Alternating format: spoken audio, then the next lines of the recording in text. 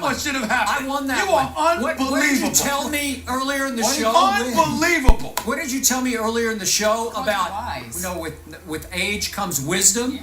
I've been watching football a lot longer than Eric dreamed of watching football, so I think I'm qualified. Wow. Stephen A, he just threw 5 verbal interceptions. None of them were right. They were all the wrong reads. Nope. And tomorrow we should criticize him for it. Hey, wait a second. Exactly. Wait a second. Mr. Basketball, Stephen Naismith. I learned a lot of football from Don Shula and Tom Landry. Can Eric speak to Don Shula and Tom? Oh, really? Were you in the meeting, Skip? No, I spent a lot of time with them. You hung around? Yeah. You learned a lot of football from him? Yeah. Tell me the last time you talked or tell me about those meetings that you sat in with Don Shula. All right. Well, look. When were they? Well, I can tell you a lot of Tom Landry. Skip Bayless is who he is. We all know this. I question results. I would never think to challenge the acumen of a former head coach and a Super Bowl champion as a defensive coordinator as well as secondary coach. I would not do that. You know what? You're right. I didn't get fired twice as a head coach. It's okay. I get it. All right. That's not nice, Skip. Hold on. This is Skip's answer to everything. When he gets beat up, as badly as he's been beat up today, nobody beat me up. I didn't get fired twice. All right, listen, guys. I understand. It's a pathetic attempt to win the argument. That's not nice, Skip. No, it was not. But look at his face. He enjoys it. He loves being the contrarian. You don't ever use facts. You don't ever use substance. You don't ever use facts. No. That's all I use on this show. What, excruciating pressure, undeniable this, it's just all generalities. There's never been a star under more pressure going into a finals, a championship series or game than LeBron James was under after 9 years and 3 league MVPs. Well, first of all, you have the presumption that people care what you say. They don't. Who played harder in the last games? Miami did every game. LeBron played harder than Kevin Durant did 4 straight games. That is the most ridiculous thing any sports writer has ever said. Now, if you think when Kevin Durant walked off the court, he thought, yeah, I didn't play quite hard enough, right? Now, you can say like he wasn't put in a position to succeed. You could say that they didn't run the right plays. And then we can have a discussion about adjustments. Like last year, did we play harder than the Heat? Is that what you think it was? No, I don't. I think LeBron disappeared and shrank in crunch time of the fourth quarter, and I can just show you the numbers of what he didn't do in every fourth quarter. So we get no credit for not putting him in a position to succeed, right? We played the Heat. He put himself in. All he did was stand out on the perimeter. Now, how do you think we defended that? Why do you think he was standing out there? You didn't have to defend it. Oh, right. So no matter what we did, he was just going to stand there and do nothing. Well, that's all I saw. That was a lot of it. That's exactly right, Chip. And hope that's that all Dwayne you Wade saw. And he has gotten torn to shreds for it on his own show by Mark Cuban. I must say, I watched you on Sunday against the Texans, except I never saw you in the game. Were you hurt? Did you miss the game? Were you late for that too? This is coming from you. Your standard is not very high. And former NFL DN Terrell Suggs. But back to Cuban's point. Well, first of all, you have the presumption that people care what you say. They don't. Because technically, as the ratings continue falling, this does ring true.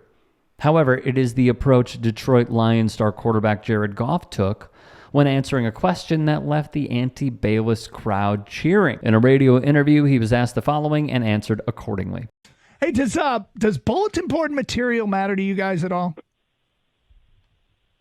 It depends what it is. What do you got? Skip Bayless, after your game, tweeted out the following. No, I don't care about anything he says. You can stop now. That's not. I love it. No. Yeah. No oxygen. No oxygen. Yeah. No. Anything those guys say on daytime TV, you can skip over that. Well then, for the record and context, we won't. From the fine folks at Awful Announcing, Bayless offered the potential bulletin board material on Twitter, not his daytime TV show Undisputed, but point taken. After Detroit beat the Bucks to advance to the NFC Championship game, Bayless was quick to dismiss the accomplishment by tweeting, "Congrats, Lions. You have won the right to get blown out at San Francisco, but hey, great year." As always, if we missed anything, if there is a story that is important to you that you would like to see us cover, get at me on Twitter. I'll throw up the graphic. Twitter, Instagram, TikTok. We are your voice.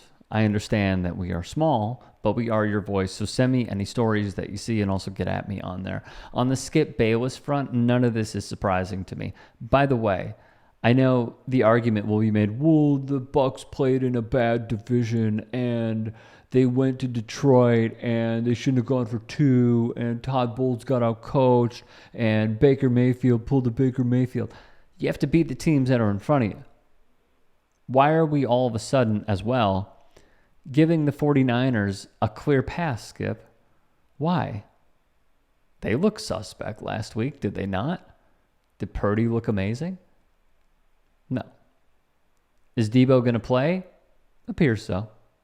I would be shocked if he did not play, considering the x-rays came back negative. But when I look at this, what I see is the consistent theme of how Skip Bayless built his brand, making himself a part of the story, trying to voice his opinion with the loudest microphone that, I mean, honestly, anyone other than Shannon Sharp and Stephen A. Smith can have, which is making predictions and putting them in all caps and bold. I don't know if the Lions are going to win. I don't know if they're going to lose. What I do know is if they catch some of those passes their defense does that Brock Purdy throws to them, the Niners are not going to be going to the Super Bowl. But maybe it is the Jared Goff approach that more athletes should take when they are given a question that is based on the history of Skip Bayless as a media member as we know it. Dismiss it.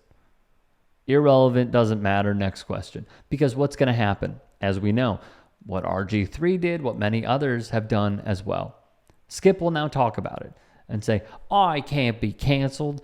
I am going to make my point now. And he's going to devote an entire clip, whether it is the Skip Bayless show, whether it is Undisputed, or both, to then go at Jared Goff. And then if they win, the average, casual sports fan is going to go, oh, see, he told you, Jared Goff. No, he didn't. By the way, if you would like to see what Skip Bayless is all about and his history, search Skip Bayless on our platform and check out those videos on demand. What he has said, the way he has built his career, the book he wrote about the Cowboys and Troy Aikman, despicable, but unsurprising. Mr. Whitlock, it's my turn now. In the end, I'd like to thank you for leaving me off this list. I've got no beef with you if you've got no beef with me. But in the end, you know it and I know it. I'd be willing to debate you one-on-one right now. Heck, you can come on Undisputed anytime. Are you kidding me? I've never seen anything quite like it. I hope one day we can go mano-a-mano.